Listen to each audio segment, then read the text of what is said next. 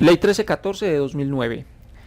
A raíz del proceso de implementación de normas internacionales de información financiera en Colombia, son muchas las dudas que han surgido frente al papel del contador público con respecto al proceso,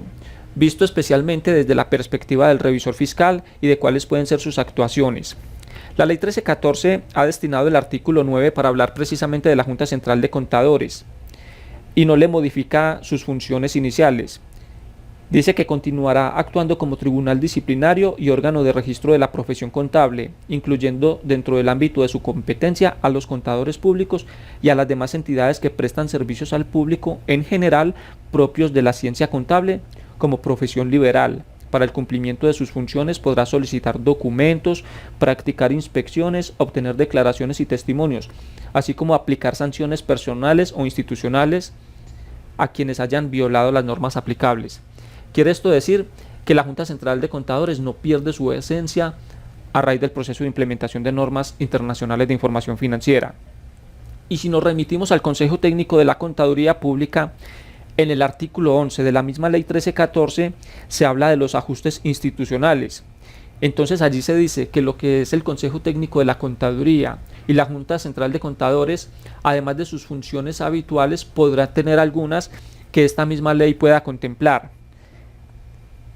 Con respecto a las superintendencias,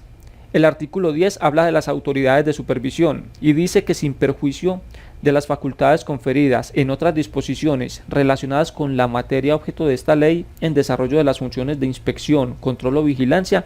corresponde a las autoridades de supervisión primero vigilar que los entes económicos bajo inspección, vigilancia o control, así como sus administradores, funcionarios y profesionales de aseguramiento de información cumplan con las normas en materia de contabilidad y de información financiera y de aseguramiento de información, y aplicará sanciones a que haya lugar por infracciones a dichas normas.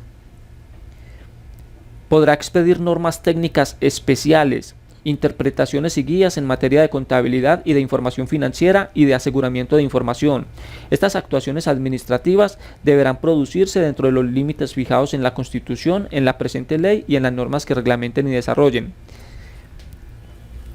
Y si miramos el papel del revisor fiscal frente al proceso con la Ley 1314, digamos que no se cambia ninguna norma ni se deroga ninguna norma anterior a la promulgación de la Ley 1314. Por ejemplo, en el Código de Comercio, el artículo 207 habla sobre las funciones del revisor fiscal.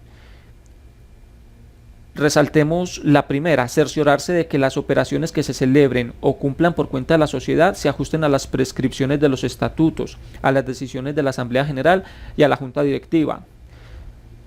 En ese primer numeral podríamos incluir perfectamente las políticas que se definan en el proceso de implementación, es decir, que el revisor deberá velar porque esas políticas también se cumplan.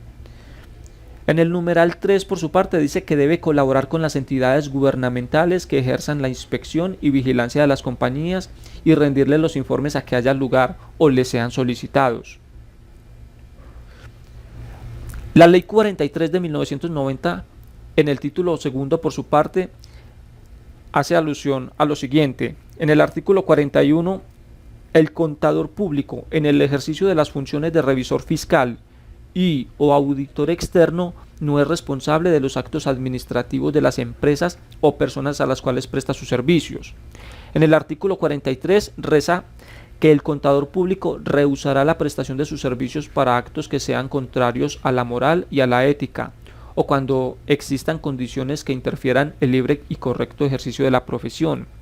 Por su parte, el artículo 43 dice que el contador público se excusará de aceptar o ejecutar trabajos para los cuales él o sus asociados no se consideren idóneos. La conclusión de todo lo anterior es que, teniendo en cuenta que el revisor fiscal no puede coadministrar para no terminar siendo juez y parte de sus propias actuaciones, lo recomendable es que las organizaciones cuenten con un asesor externo para la implementación de normas internacionales de información financiera, y que sea el revisor fiscal precisamente quien fiscalice que la empresa cumpla adecuadamente con el proceso de implementación.